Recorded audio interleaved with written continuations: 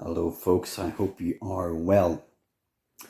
So just jumping on here to talk about something I've been doing in some recent wellbeing sessions with management staff at a factory in Cookstown. And something that pops up quite often is the difficulty it is for people to relax. And I mean really relax. Not just watching the latest box set or reading the book, you do to relax. We think we're relaxed when we're watching TV. We think we're relaxing watching a good film or even reading a good book. And it is a type of rest and relaxation. But are you doing what everyone else is doing? Is it enough? Is it enough for you? And is it enough for you, especially if you've got anxiety, if you've got stress, if you've got depression? And maybe if you don't have any of these things, then the TV, books, films, etc. are a good form of maintenance for your well-being. So for me, it's really important to understand what rest and relaxation are. So in this little clip, we're going to look at the 7 different types of rest. Yeah, that's right, 7. Did you know there were 7 different types? Well, the 7 different types of rest is based on Dr. Saundra Dalton-Smiths' research, and she has a brilliant TED Talk on YouTube. I'd highly recommend you go and check it out. So the first type of rest we're going to talk about is physical rest. Now, we can rest yourself by obviously sleeping, getting our 7 to 9 hours of sleep, a real good way to get physical rest. But do we get enough good quality shut-eye? Are we allowing ourselves that? Do we have our phone switched off? Are they on airplane mode? Are they out of the room? Most people don't. I'm guilty of that at times myself, and I try to keep it out of the room. So we can rest ourselves by doing activities like stretching, yoga, getting massage, qigong. And those are the ways your body is physically having to do something, and you can just focus on that activity. And by the end of it, you're actually going to feel more rested.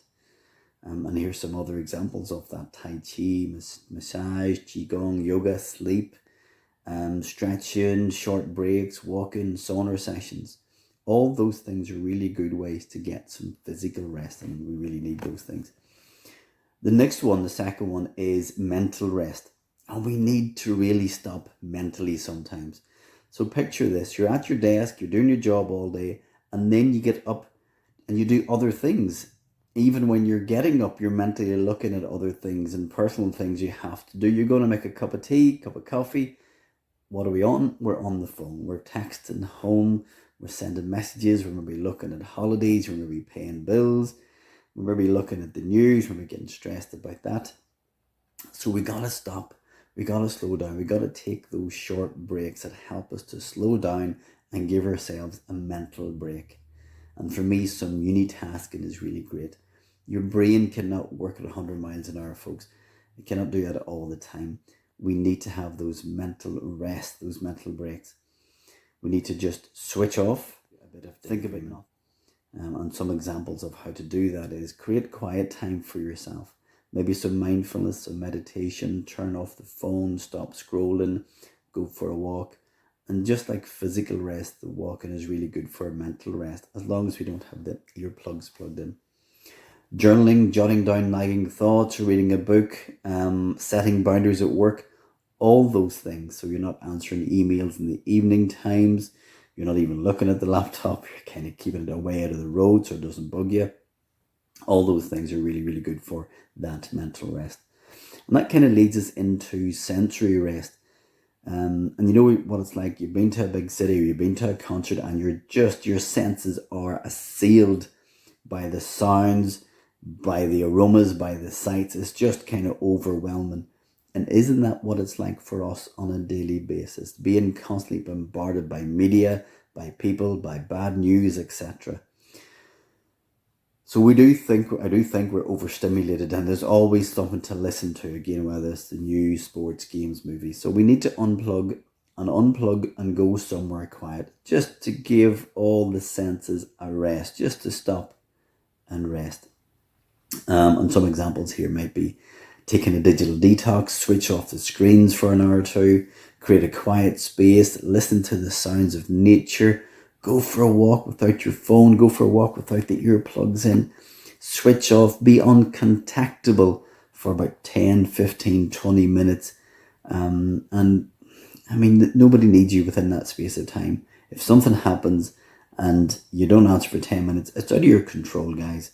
But you can be there afterwards. So maybe use noise cancelling headsets, dim the lights.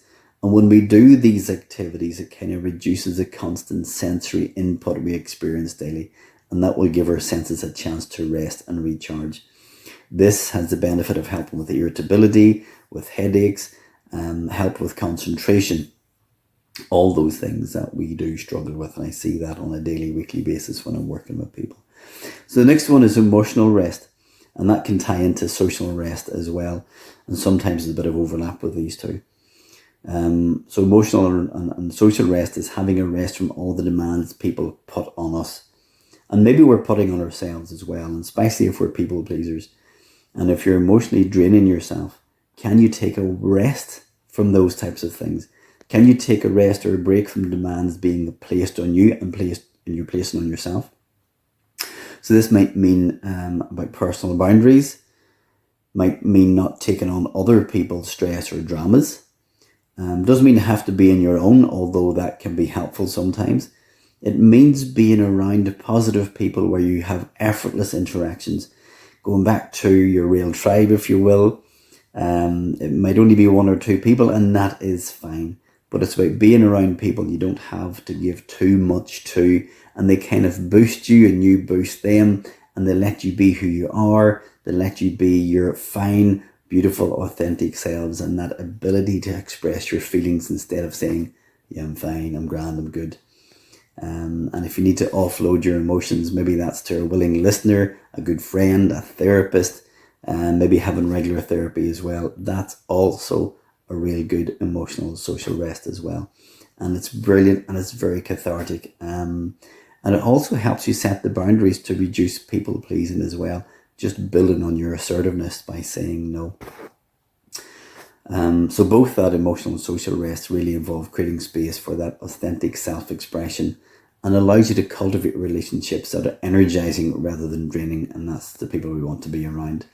When we do those practices, it can help reduce our stress, prevent burnout, and really improve our overall well-being. And the next one is creative rest, allowing your mind to unwind and recharge without the pressure of immediate productivity or having to solve a problem.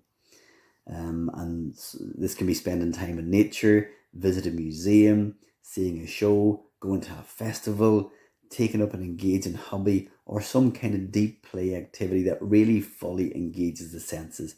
And that could be art, crafting, playing music. So trying new and diverse creative outlets such as new music genres, new books, new podcasts, all those things. And that can help restore your creativity. It can help prevent burnout, and also potentially lead to new insights and ideas as well. And the final one is spiritual rest. And your spiritual rest comes from having a deep sense of belonging, having acceptance of your situation, and having purpose in life. So do you know your purpose? Do you know your why? I think I've done a clip on that previously.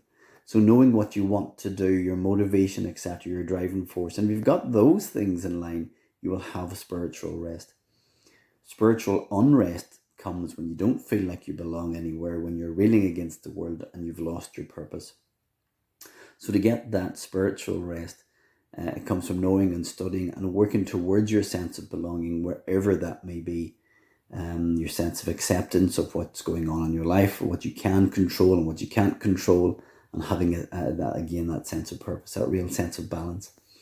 Some examples of spiritual rest may be meditation, might be prayer, reading, could be studying spiritual texts if that's your thing, engaging in fellowship and connecting with like-minded people around you. Again, almost like the social rest, be around people who kind of lift you up, who give you a bit of zest, a bit of zoom in your life. That's what you want. So as we can see from the 7 examples, rest isn't always about sleep, although we need sleep. And it isn't always about switching off the work laptop and going and sitting in front of the TV or having a nice dinner. Those are beautiful, by the way. There's different types of rest, which I'm sure you'll get different things from. Resting doesn't mean to say you're being lazy. And sometimes we tend to think of rest or relaxation as a sort of doing nothing, which doing nothing is good too, and I highly recommend it. But resting means you're doing something that will help you.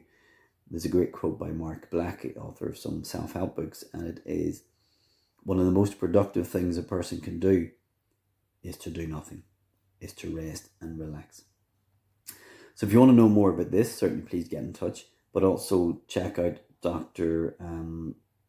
Saundra Dalton-Smith's TED Talk on the 7 different types of rest. Well worth checking it out, and I hope you enjoy it. Thank you.